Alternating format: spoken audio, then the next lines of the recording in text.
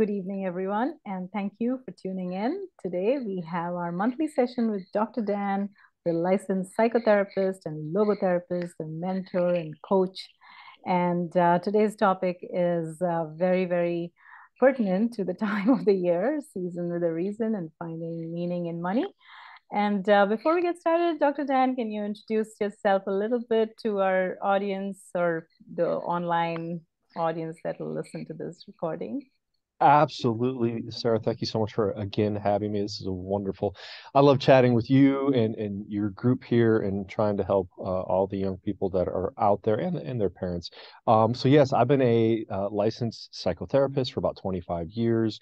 I originally got my start 25 years ago working with young people in an intensive adolescent substance abuse treatment program.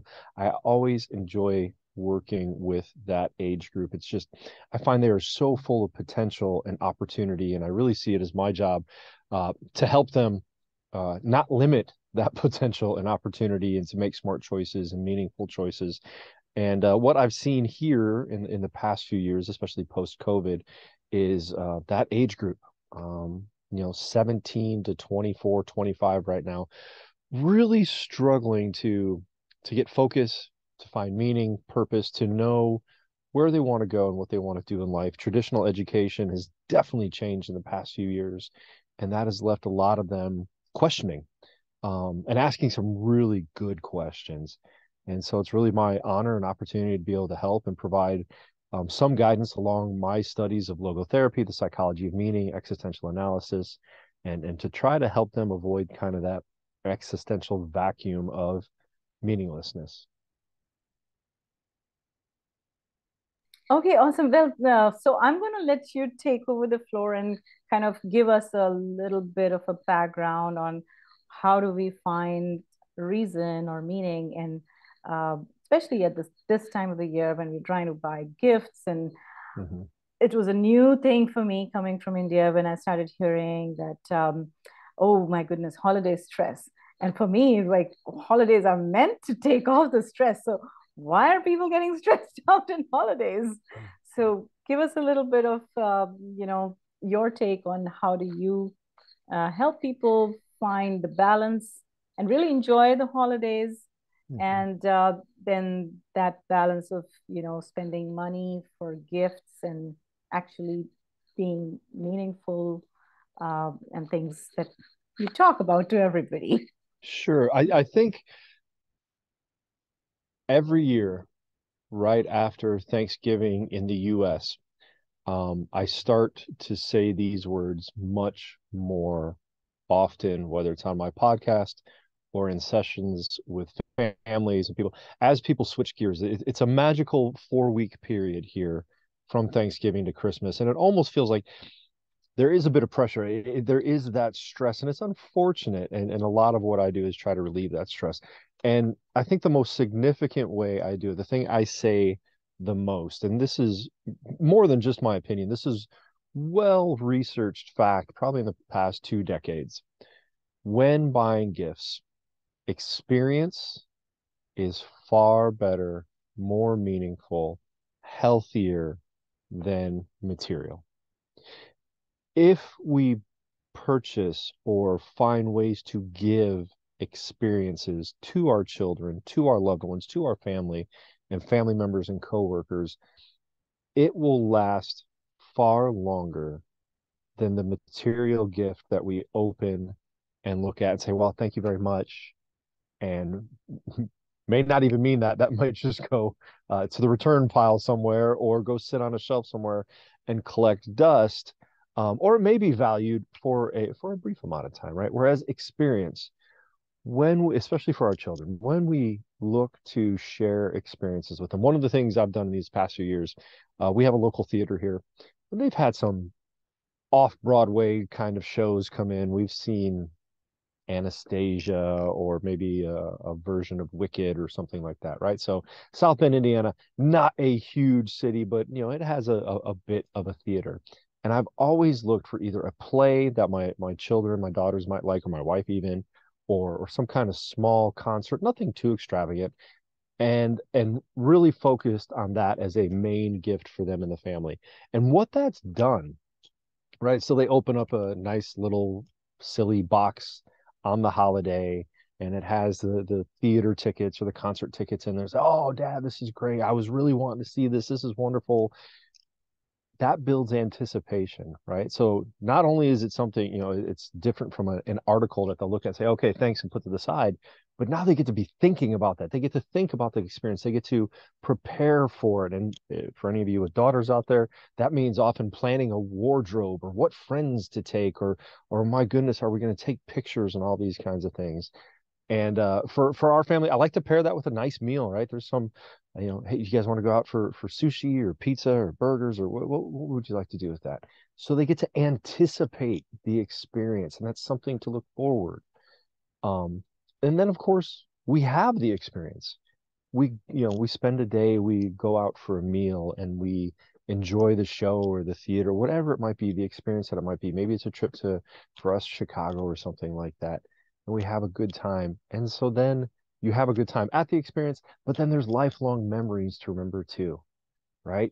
Hey, Dad, remember when we went with Grandma and Grandpa to see that strange African band up north? Yeah, oh yeah, that was a really cool thing. And so it builds anticipation. You enjoy the experience, and then there are lifelong memories to have. And that, if I remember correctly, I think those play tickets last year were about as much as the Beats headphones my daughter really wants this year. Her second set, mind you, her second set. I can't believe I got that request the other day. Hey, Dad, can you get these for me for Christmas? I said, what? I swear your aunt got you some of those a couple years ago. Yeah, yeah, I know, but my friend borrowed them. That was a long conversation. So experience over material. Any thoughts on it or questions there? Well, definitely. I think a lot of parents have already, and I know we've talked about that a lot, not just now, but over the years, whenever I've spoken to parents and they agree, yes, of course, experience. But when it comes time, crunch time, then you have the Christmas tree, and then everyone's like, and especially kids. I think it's the whole society is just attuned to having that thing. So I don't know, like we've definitely moved away from it many, many years ago. It's not even a thing. So now what's happened, of course, when the children are younger, it's harder to take away all of that. Hmm. But now we just go away somewhere.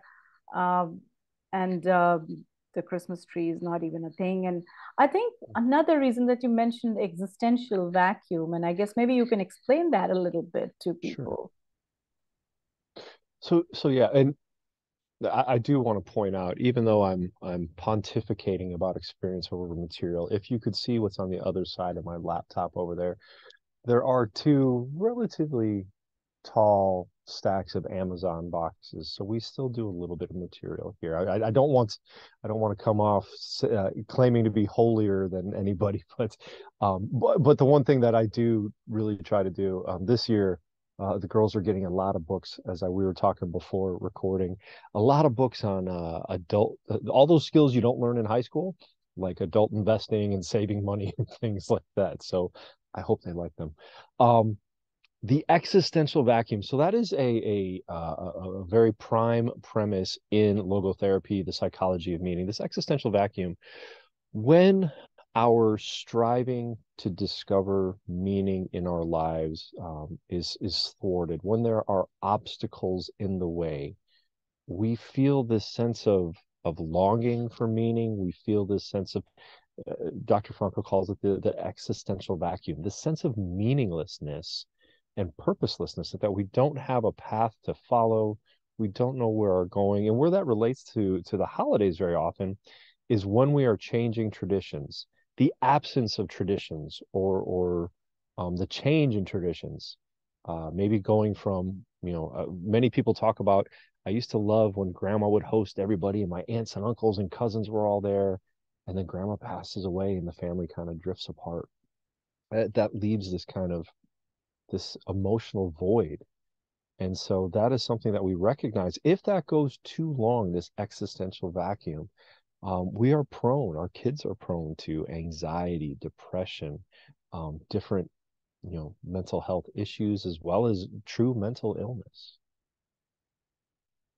So, do you think that we are buying more gifts or consuming more because we're trying to fill in some kind of a void that uh, yeah, and why do we have that void?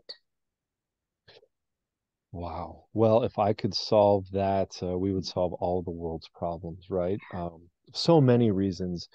We do, as we were chatting earlier, we live in cultures where our children, that age group of 16 to 24, 25, is the prime target for marketers and marketing because they are the largest demographic with what the marketers consider to be disposable income. What I often call it is mom and dad's income that they just, kids like to spend. And so, and with their, again, we were talking earlier about helping kids get off the phone.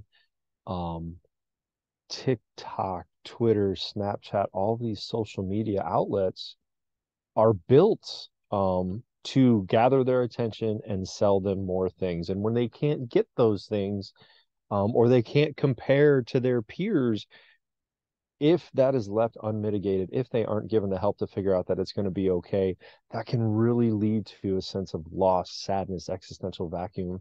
And I think sometimes as parents, we don't want our kids to feel that pain. And so sometimes, yeah, we do buy a little bit too much. So can you give an example? Let's talk adults because uh, I don't think a newborn infant has an existential vacuum, right? Right? Hope I mean, not. I was exactly so today I was walking by a school with my husband and this little school children were playing and there's always one or two kids they're just sitting in the snow and just looking, like just looking and totally content with life, Mm, right? And I pointed that to my husband. I said, how often do we do that? And why can't we do that?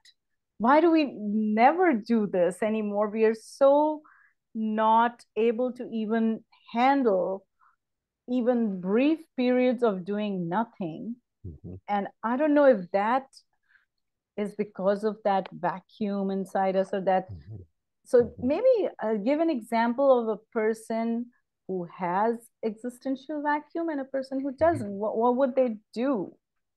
They're two different. How can we understand whether I have existential vacuum? Sure. Well, let's talk about that young person in the snow first, and I'll get there, right? I think that's a beautiful image.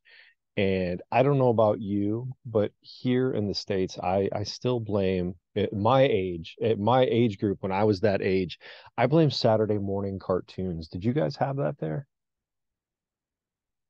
Well, I'm sure they do. I never ever subscribed to cable television in my No, no, this household. this was back in the 1980s and I'm early sure, 90s. No yes. cable television. Yeah. We would get up early on a Saturday, and it would just be a morning from maybe 7 a.m. to maybe 10 a.m., just a few hours of cartoons Hmm. appealing to children, but they were masterful at marketing. This is where many of our terrible, super sugared breakfast cereals were marketed, and all of the toys you could imagine were crammed into these 3 hours every Saturday morning. I don't know. I didn't And grow up here. How about oh, you? fortunate. I'm And it sure. was, I mean, it was a sugar fueled rampage of consumerism. And we Oh, loved it in the 80s. It was beautiful. But it taught us, again, it really it taught marketers how to appeal to kids, and it really taught us that, if we didn't have these things, we felt less than. And now today, again, with smartphones, there's an amazing book I encourage everybody to take a look at. Johan Hari wrote Stolen Focus. I believe it just came out earlier this year. And first, it's his case study of trying to put down his phone for a few months, and then quite a bit of, really, he interviews industry insiders with Google and a bunch of other tech outlets, and the research is amazing and terrifying. One study indicated, it wasn't even a study, it was a report from the individual that created infinity scrolling. if you remember a time, and this was only a few years ago, when you had your smartphone in your hand, you could only scroll a little bit, and then you would have to press a button or click an icon to load a new page, right? Everybody remembers that. We can all groan like, oh, that took so much time. And they recognize that. They recognize that second or two to load the next page, they lost a lot of people's attention. And so this individual created infinity scrolling. And if you'll notice, when you don't have to do that anymore much of the time.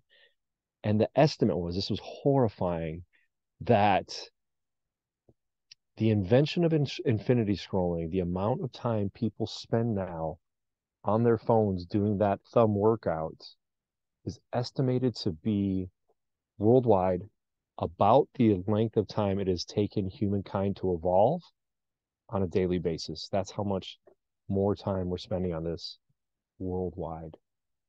And the people that create it know it, and they continue to feed it to us. So an example of that existential vacuum, and it's sad, I just heard it today, is a lonely wife sitting at home asking her husband to pay attention, or vice versa. Don't get me wrong, this is not gender specific. Um, while that other individual sits on their phone, addicted to TikTok. TikTok's really the culprit these days. It's just so, it's like those breakfast cereals from the 80s. Um, and just that, what we see in that is that aimlessness, that giving over of our mind and our power to this basic, almost primal source of entertainment. And that, for some people, can go on for hours, and that turns into days. And we lose this goal in life. What are we doing every day? Why do you get up and go to work? Why do you interact with your family? What are, as a couple, what are, as a family even, what are your larger shared goals? Beautiful research from the Gottman Institute on relationships. One of the strongest indicators of a couple and family that will stay together is having shared dreams and goals together. I often ask the families I work with, what's your 1 year plan? What's your 5 year plan? What do you want to do in this family in these years? And sometimes I'm well, they're in therapy or coaching for a reason, but I'm often saddened by those that say, what are you talking about? We don't have any plans. We just get up and go to work. So then how do you, yeah. Okay, so let's get back to the season for the reason. And I was just thinking, okay, existential vacuum from what I've understood is that we haven't taken the time to really understand where are we going? Where am I going? In fact, there is a verse in the Holy Quran that actually says, so where are you going? So it's actually asking us to think. So where are you going? And keeps asking many times in the scripture. And I'm sure in all scriptures, it's always trying to give us a direction. And if we don't know where we are going and why we are going there, then it's very hard to want to even take a step. And probably that is where we are talking about, that there is this vacuum and now you're trying to fill it in with things. Things, correct. Right? So now when we're talking about this season of buying, so as an example, would that be a correct example? A person who has an existential vacuum, they would end up buying a lot of gifts. Very often. I mean, we've Right? seen in our times now with Amazon and our delivery services, it's almost too easy. It becomes addictive in some ways. We see that thing, and then Amazon recognizes, oh, I can sell a little bit more and a little bit more, and we buy, and all these packages come in, Yeah. and it's, we get a little bit of dopamine, a little dose of feel good chemical, a feel good neurotransmitter in our brain, and we feel, ooh, that's, I got it, and it's here, and now what? And now it's I mean, again, not to speak more than what I live. I just got done reorganizing this little basement office. Sarah, you wouldn't believe some of the stuff I found. I said, oh my gosh, I I know. can't, why did I don't need that. Like many of these books here, like I had to have those books. Now I commit to reading most of them, but Yeah. yeah, we live in a time where it's too easy that if we're feeling a little down, a little off, a little disconnected from our partner or our family, we can go satisfy that with a purchase. And Yeah. it does give us a dose of dopamine, much like chocolate or cocaine or food. But then that wears off. And what happens when it wears off? Well, then we need to go buy more. And there's plenty of businesses that are very happy to sell us more on a consistent basis. Yeah, you're right. And I did hear a friend of mine say, so he was off for the COVID period, and we here in Canada we were getting a basic income and doing nothing. Right Mhm. now, this guy, he was a business owner, and his business had to shut down, but he was given like just $2,000. The man who was making 10,000 was now just getting 2,000 to do nothing. It was Mm, brutal. So mhm, what he ended up doing was he found Alibaba, and there he found, oh, look at that. That is like $10, and Amazon is like $50. So yeah, I mhm. can do the $10. He said, I bought so much stuff on Alibaba in those 2 years. You won't believe, and I don't even know what it is and why I bought it. And when it came to my doorstep, I was like, why is it here?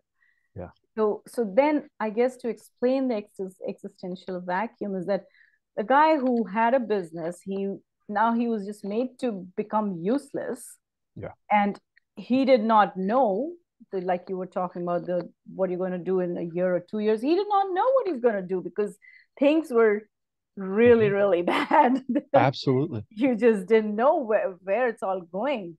So now all he could do was spend those $2,000, Mhm.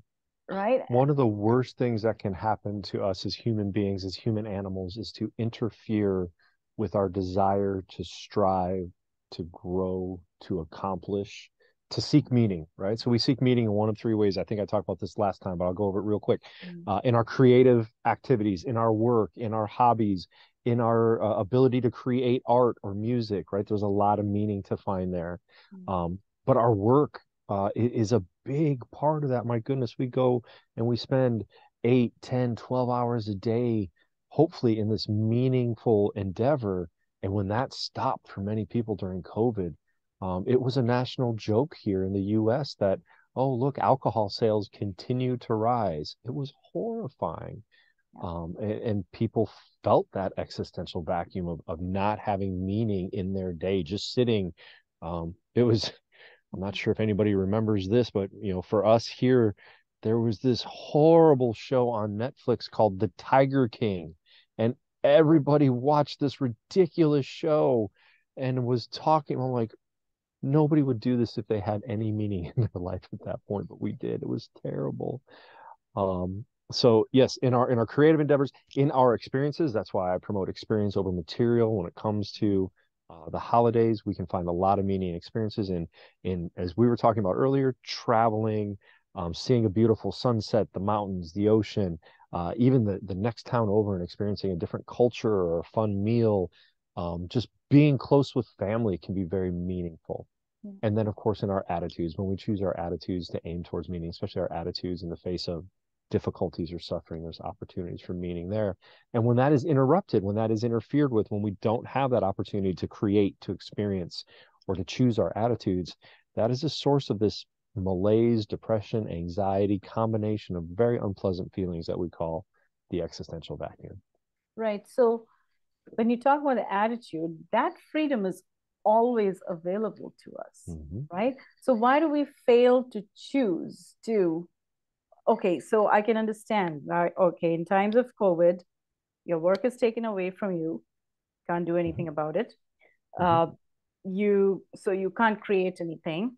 Mm-hmm. Uh, you you can't. Okay, fine. If you can't even go and experience the sunshine, that's fine. How Mm-hmm. would you, in those situations, change your attitude so you do not end up in that feeling of malaise and Yeah. despair? Well, and I didn't want to be rude and interrupt you, but I was ready to argue with you right from the start, right? Okay. Because you can almost always choose to create, right? In most of our homes, we certainly have pencil and paper.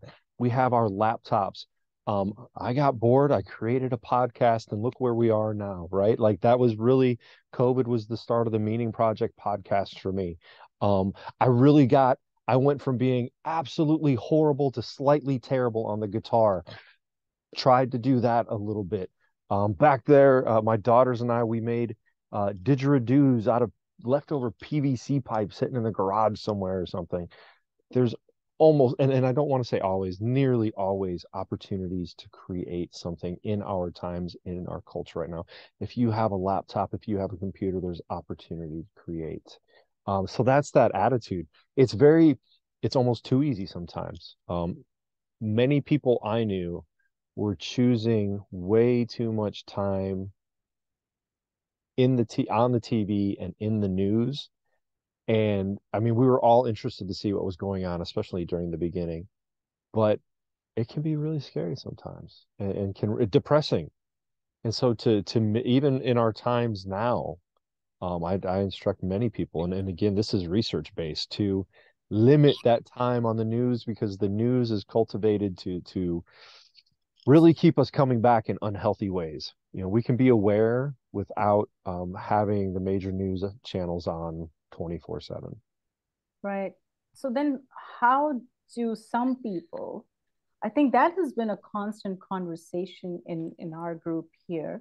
And Mhm. how is it that some of us, and only a few of us, decided to do that, to turn off the TV and Mhm. to make connections with each other, turn off fear, start to think that, okay, this doesn't, like, okay, we didn't even know initially, like you said, nobody really knew what this was. We were just going by whatever they were throwing at us, that something jumped from the bat to the monkey to the giraffe or whatever.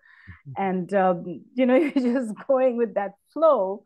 But after a while, and it didn't take too long for us, I think for me, it was March to the June period, maximum of 2020, Mhm. that I just, for some reason, I just wasn't interested in knowing that anymore. And Right. I started growing, and we grew cannabis that year. So I said, let's see what happens. I mean, we hear a lot about cannabis. Let's grow some cannabis in our backyard, and let's do. So why do you think some of us, and so I got disconnected from a big group of friends who were still stuck on their phones, looking at the news, looking at the case counts, then da da da, and they did not understand that Mhm. why I was not living in fear. And I Mhm. did not understand why they were living in fear. And And then there it is. I found a few people, like here we are, and we started connecting and talking to each other. So, what do you think was going on? Why, like, 20% people turned off the news? First of all, I'm going to turn your own show on you and say, oh my goodness, we're going to have to talk about this growing cannabis at some point. As the friendly neighborhood substance abuse therapist, like I'm so curious what you did with all this cannabis, especially here in the States, as we look at different states legalizing and others not. And our first ability to really start doing good research. I've been certainly an advocate for continued research and the medicinal and healthy use of cannabis and its byproducts. So um, it's funny to hear somebody be able to say so outright, yeah, we just grew cannabis. I don't get to hear that in Indiana very much, but every state around here certainly does, which leads to a lot of trouble in my practice, I'll tell you. Um, I forgot what the original question was. Now you got me so Um, curious about cannabis. well, we'll do another show on that because I learned Absolutely. a heck lot of it, and I never got tipsy. So, somebody even stole one of our plants. Can you believe it? That was just, it was on our backyard. It grew to 7 feet tall, and My goodness. it had 1,000 buds in it. And I was learning photography, and I was taking the best pictures of those buds. And then one fine morning, I wake up and the whole plant has just vanished. So, so we'll do a full show on that, I think. Absolutely. I know many people personally and professionally will be interested in listening to that. Mhm. Your question was why some people chose and Yeah. others didn't. And that really is, if we go all the way back to the origins of logotherapy and existential analysis, um, Dr. Viktor Frankl, the creator of this, the originator of these theories, spent 3 years in the Nazi concentration camps. And he said the exact same thing. He watched people choose to either try to stay as mentally and emotionally healthy as they could. Surely they couldn't have an impact on their physical health, only so much. And some people chose and others didn't. And much of those 3 years he spent trying to figure out just what the heck that was about. Some people could do it for a little while and some gave up. He himself, there's a very emotional part in the book Man's Search for Meaning, where right before they were about to be liberated, he nearly ran into the wire and committed suicide. And that was just about the time, I mean, how prophetic that was about the times where that camp was liberated.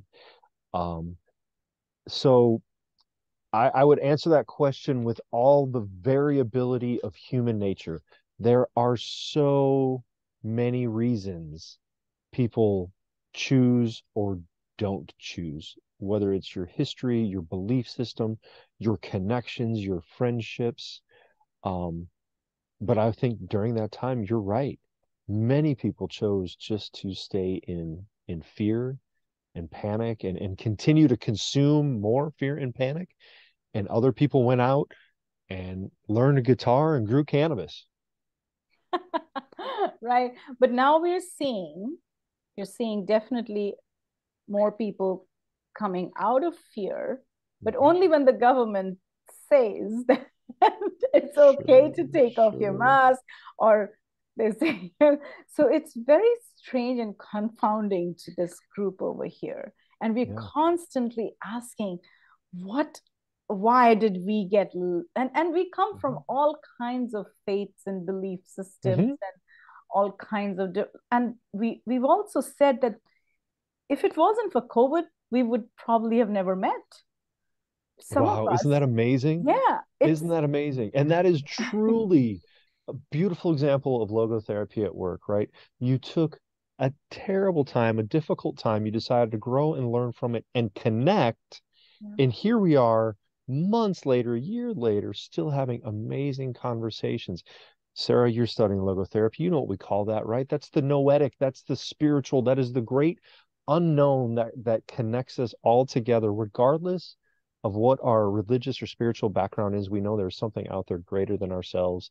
And that force, that being, whatever you call it, somehow brought you all together to do these amazing things for yourselves and your families. And that's beautiful. That's truly, you know, sometimes I guess in some of Frankel's work, I would go in and say that is what he describes as just undescribable, indefinable. We can't quite answer that yet.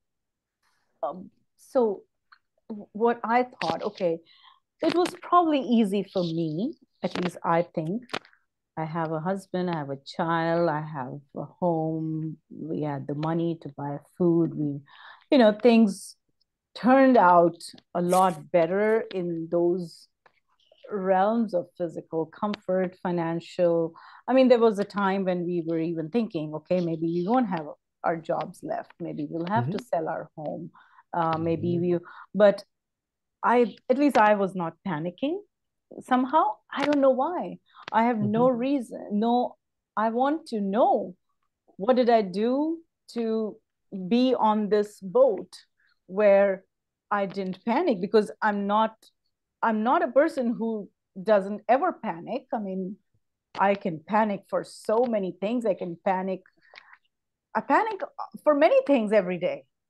But when Hmm. it was something like that big, I was able to kind of, let's, yeah, like, hey, we'll see. And there's all of these people here pretty much did the same thing. So I Hmm. guess what I'm saying is that how can we understand how to grow this thing for Hmm. next? They're already talking about the future pandemic. They're saying the next pandemic, right? So Can't we wait. I can't wait. I'm coming up there for all that cannabis. Well, I don't know. Maybe I'll let people ask questions over here. Gerald, Corey, Hannah, Mohammed, Sure, sure. Bridget, do you have any questions so far? okay, well, maybe people will be thinking I don't want to put people on the spot, but so let's bring it to the present. Okay, the Hmm. gifting season, the holiday season, and the consumer season. Hmm. We don't have to let it be the consumer season. Yeah, but it Yeah. is, right? I mean, Yeah. it is, and even among the group I'm with, I know there are many people who have been fearless in COVID, Hmm. but they're still part of that consumer Hmm. COVID. Hmm. The consumer pandemic is still there, and Tell me about that. What do you mean by that? well, what I mean is that they are already buying lots. They Mm. are already thinking what they will get, and that expectation is there. Hmm. I'll get this gift and that gift, and or that one can afford more gifts, or that one has a bigger house. I mean, that, and it's really sad. It's really, really sad because I don't even like to give gifts or receive gifts. So I just if we celebrate Christmas, I want to just invite friends, have a potluck, come over, and you know what? Hmm. I don't need any gifts, but not I don't know many people like that now. Now that is a really small cohort I'm talking about. Hmm. Hmm. Yeah, I would agree. That is, I mean, that's sad, but I think that's a sign of our times that we live in one of the richest times in human history, right? That and the positive of that is, more and more people are being pulled out of poverty every day. That's a beautiful thing on our planet. Unfortunately, we also have this consumeristic drive to buy and consume. And I believe the more we share these messages and the ideas of logotherapy and experience over material and discovering meaning in our lives, more people will get on board at some point. But, we're all human. We're an imperfect race, and we make poor decisions sometimes that harm ourselves and our world. So what I have observed, and this is observation coming from India, where the haves and have-nots is very, very clear. You can Hmm. see, Hmm. right? And my parents always made a note of this and explained it to us that when you give money to, like, if you give $100 to someone who already uh, is on the poverty line, and so it's say it's the time of the year, like a holiday time or a Christmas time or whatever, and you give, okay, I'll give you $100, you know enjoy your holiday. They will spend all of it right away. They But when my parents gave the money, they were hoping that they would save some of it and spend some of it, Hmm. but they said, Hmm. it'll never happen. When a person who is living on the poverty line, and they are already feeling that they are the have not, Hmm. and when you give them the money, it'll just finish very fast. They never Hmm. explain why that happens. Whereas with us, we weren't super rich or anything. We just were salaried class people, and so we weren't buying many gifts. And the salary would come, a little bit of it would go to savings and pay the bills, and a little bit would be spent for something. So now at Christmas time, a person who has less money, and that person is the most likely to spend more money, what advice can we give to them that it is not like the existential vacuum, but explaining those terms is not going to, but Hmm. how can we talk to a person who has, say, they have friends who have double the amount of money, and then but at Christmas time they want to match them in everything. Yeah. Um, well, it's human nature to compare when we see somebody else and we want to be like that, or we recognize, well, I'm not as much this as that. And that leaves us Mm-hmm. feeling negative. That leaves us feeling sad, down, depressed, that existential vacuum. And so we talk about mindfulness, to be mindful of the moment and enjoy where you are and what you have in the moment. But you know, I don't. oh, I don't know if I'm allowed to say this name here. You guys tell me to give me a thumbs up or a boo, right? Like, so the great Canadian lecturer, Dr. Jordan Peterson. I like him. Okay, thumbs up. Good. I I've been don't know listening to a about lot others. of his lectures in different ways. He's got a great series on marriage that my wife and I are listening to right now. But even when he did the study, this was an older series of lectures on um, the the the book of Genesis from the Bible. Um, One of the things he talks about in human psychology, this idea to, oh, how does he say it? The idea of sacrificing for today in hopes of tomorrow, right? And there's so many that that's just not unique to Peterson. That's throughout human history and wisdom texts, right? The Bible, the Torah, the Quran, that those that sacrifice today, that put money away, that sacrifice time for education, that whatever it might be, that prevent that instant gratification, historically, are better off in the long run. Mhm. But that is an issue of human development throughout time that we're still trying to figure out. Why do some people choose immediate gratification, especially today in a culture that Yeah. promotes instant gratification prolifically so much, through all of our smartphone technology and internet technology, we promote instant gratification. So more people are adhering to that. Yeah. And it's a struggle to encourage those people. Hey, if you put off today, if you put that off and wait till tomorrow, you'll have compound interest in education, money, time, family, whatever it might be. That level of discipline is hard to promote. So I will get to the question. So as I was reading Dr. Viktor Frankl, the way I understood was that the people who choose to, think long term, Mm-hmm. um, and it's not like one person will always do the thinking long term. There will be times in my life when I will be able to think long term and put that away, and then there will be times when I will want the instant gratification, right? But the Mm-hmm. more I do the long term thinking, the better that habit will kind of cultivate in me. Absolutely. So I guess it's when you know why you are doing something and Mm-hmm. you find it valuable. I was actually explaining that to my son today. So we got home last night. It was 1 o'clock from his cycling competition, and Oh my. then he had to go for his exam this morning. I had to start my work. My husband had to go for work. At 7, he had to leave, and my alarm went off at like 10 to 7, and I got up, I put everything, and I said, do you want me to drop you off? He said, oh, that'll be great. So I said, okay. And then we were talking on my ride, and I said, I don't know what he asked me. He says, I've forgotten the question. I was half asleep, I think. So I said, the only reason I was able to get up this morning is because I'm a mom. I don't think I would get up if I was not a mom, because there's the value Mm-hmm. and the meaning in getting up and not turning around and going back to sleep when I've just had 5 hours of sleep. So I think that's where we're talking about that if you have less money, it will always be lesser than somebody else's money, Mm-hmm. right? So we need to think about why do we compare? And when we're getting into a comparison loop, then how would you help someone get out of that?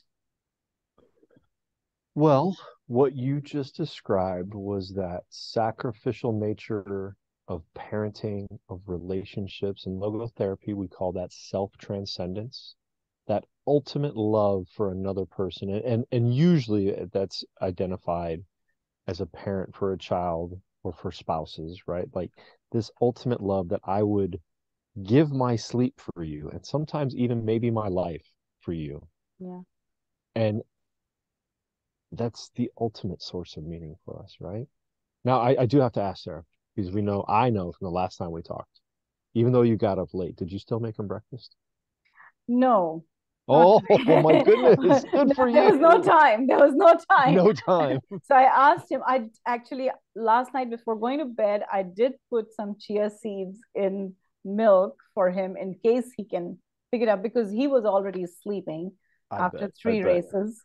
Uh, But yeah, Good. yeah, go ahead. Yeah. Well, and it really is, my belief is the more I get to share these messages of logotherapy and people continue to pick up on it, I have found the world is craving meaning. I spoke to a workplace development day a few weeks ago. I was terrified. I got on the Zoom call. I really thought like I was going to be lucky if I had two people show up, right? Because the title was meaning in the workplace or meaning and purpose in the workplace. I'm like, oh, nobody cares about meaning. Nobody wants to hear any of this stuff. And I just watched the numbers keep ticking. I was like, oh Mm, my goodness, this is a sign. yeah. People want this. People need this. There's a part of us, our human spirit recognizes when we're not living in that meaningful way, when we are engaging in too much consumerism, when we're doing the thumb exercise scroll too much on our phones, we recognize it, and it can leave us feeling down, depressed, anxious, and dark. And so the more you share these messages, and everybody here shares this message, or makes it part of it may just be sharing it with your own family and saying what you said to your son. You know what? There is no way in this world I would have gotten up this morning except for you, boy.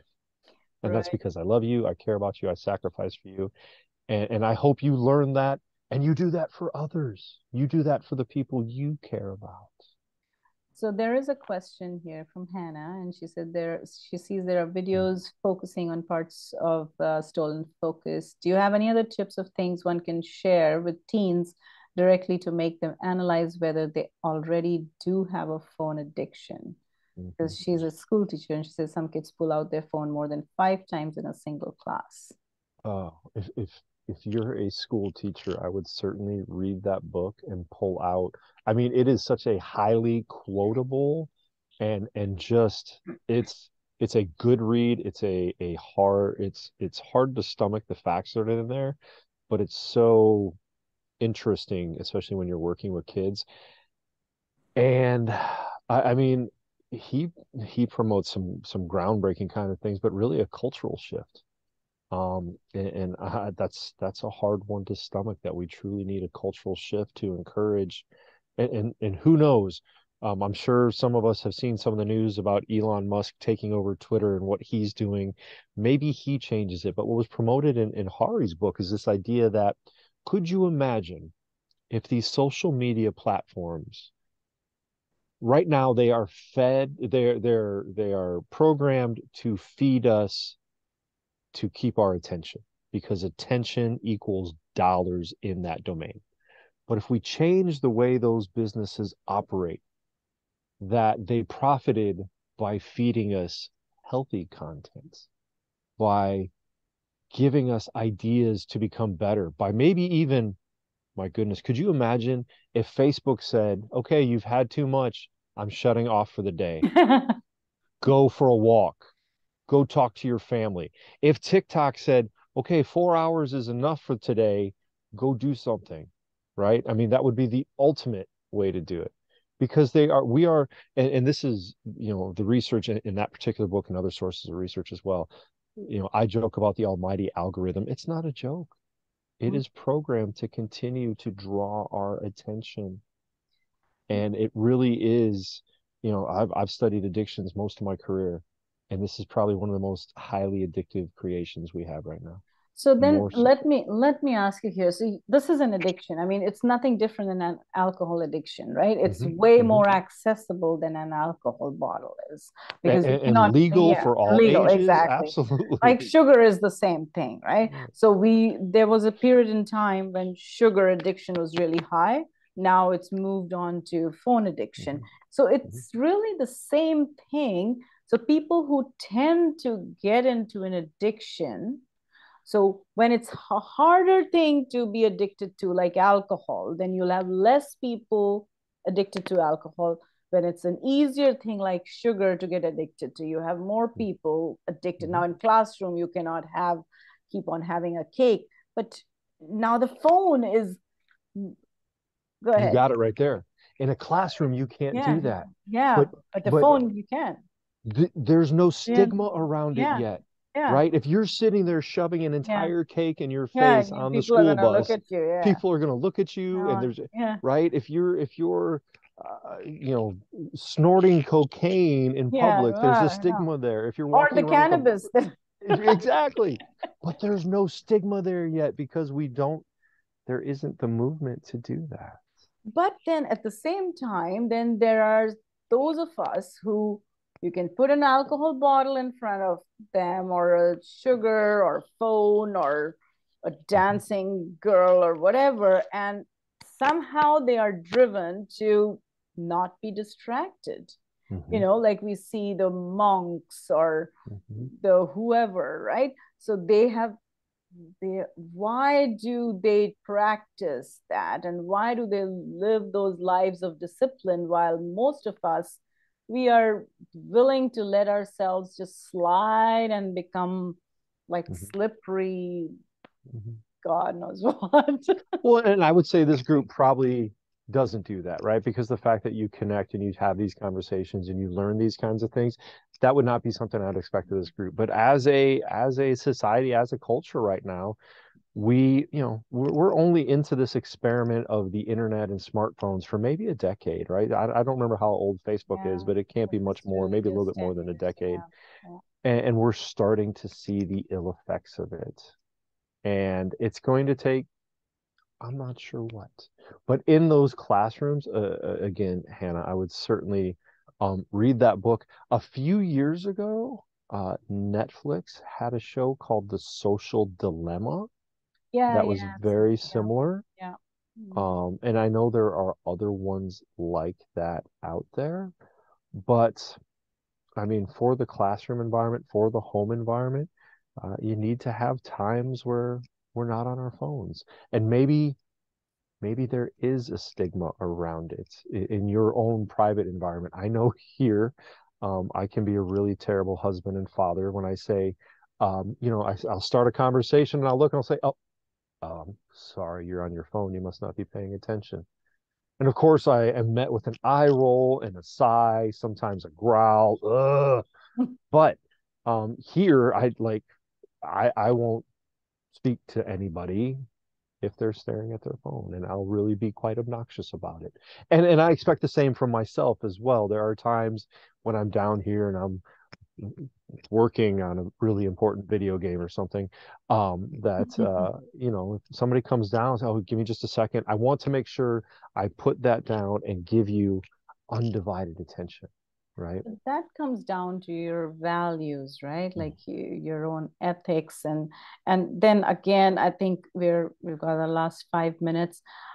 I guess we're really, in all of this that we've talked today, we're really talking about, it's not the external environment that we can hope will change, so we will change, but we have to first recognize. However, with youngsters, with children, with teenagers, we as parents have to provide that environment, Yeah. and then they will be driven. So like I see with my son, he's driven for his races, and but when he's not racing, then it's the phone. So Mm. so we have to somehow find ways to engage or find out from our children, what is it that lights them up?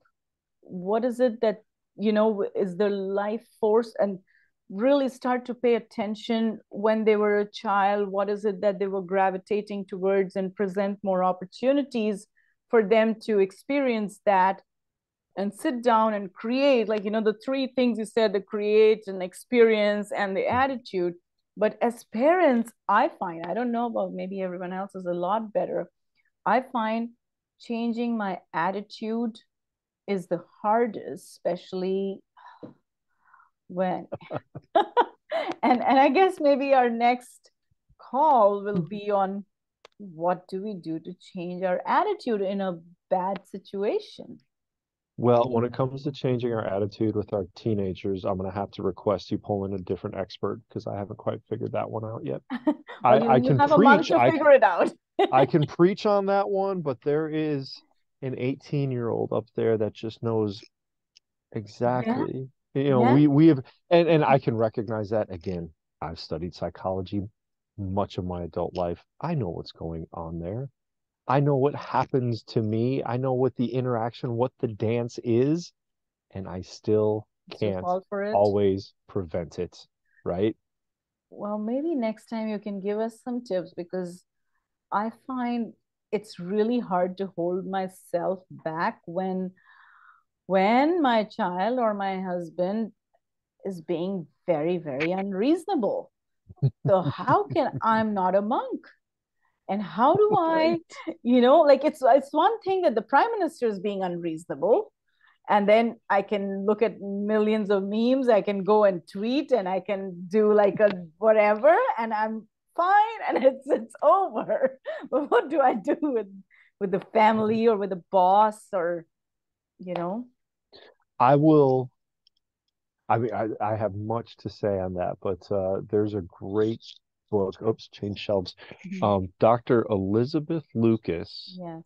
is a student of Dr. Frankel's, and she wrote some amazing work Yeah. on the family and logotherapy. So I'll pull some information out of that one as well. But it really, what I love about logotherapy is the theories are so simple, but it really takes a lot of work and a lifetime to put them to work. And the idea that, I mean, it's to do that in a family is very simple. You always look to step outside yourself to serve those around you, Yeah. and you're going to be fine. But the human condition is sometimes when that 18-year-old or that young man in your family gives you that look that they've given you several thousand times, and it hits you right in the adrenaline, and you go, oh, it's hard. It's human nature. That same repetition, that same pattern. You know what the outcome is going to be because you've experienced it several thousand times interacting with the same person. And it comes down to realizing that and trying to pause. Dr. Frankl says between stimulus and response is the opportunity to pause. There's something. No, how's it, Sarah? Yeah. Do you know that one? Between I stimulus and remember. response is, Yeah. yeah. We There is, we get to you we have a get to choice to pause. make. Yeah, There's a yeah, choice, right? yeah. So, and that's hard because the other part of human nature is when that stimulus repeats itself over and over and over again, it becomes a behavioral pattern just to respond. We forget to think, right? And for teenagers, I mean, their most favorite stimulus to share with their parents is an eye roll and a growl, right? Ugh. Yeah. And what does that do to us? Oh, Totally. right? And so before we get to, we have to take Yeah. that breath. Oh my gosh, I love you, child. I really do. Right now, I don't like you, but I really love you. And I want to act out of love. And sometimes acting out of love means we'll come back to this. I need to take a break. Right. Yeah. I'm going to turn around and walk away. There was a time quickly when both my daughters were at home, they shared the upstairs area of the house. And whenever there were shenanigans going on, or I perceived there were shenanigans or an argument, I could start tensing, and I could feel myself as I walked up the steps, each step getting a little bit more unreasonable, a little bit more angry, thinking of the fury that was going to come out of my face. And when I made that realization, now it took a couple of these interactions before I said, "Oh my God, what am I doing? I have to stop walking up those steps. I'll just yell at them." No, I'm kidding. I'm kidding. I didn't do that. But I recognized like when I got to those steps, stimulus, response, I had to pause to take that breath. So, Yeah. No, that I guess that could be something to really, it's a practice. And like we practice yoga, mhm, it, but again, you have to understand why is it more in my advantage to do that mhm, rather than react, mhm, or and or how to understand the cues, like if yes. we all could become psychologists like you. Right. Recognizing that tension, that adrenaline, that Yeah, yeah. We yeah, don't recognize absolutely. that it's a very primitive something. Yeah. It's back there in that lizard brain. All right. Well, it's been an hour and a Been a pleasure. great time. So Remember, experience over material, do things out of love with your family, enjoy time with them. happy holidays. Enjoy that time with them. Yes, happy holidays, everybody, and we'll find a date in January. Okay, take care. Wonderful. Have a Take care. good night. You too. Bye. You're welcome. Bye.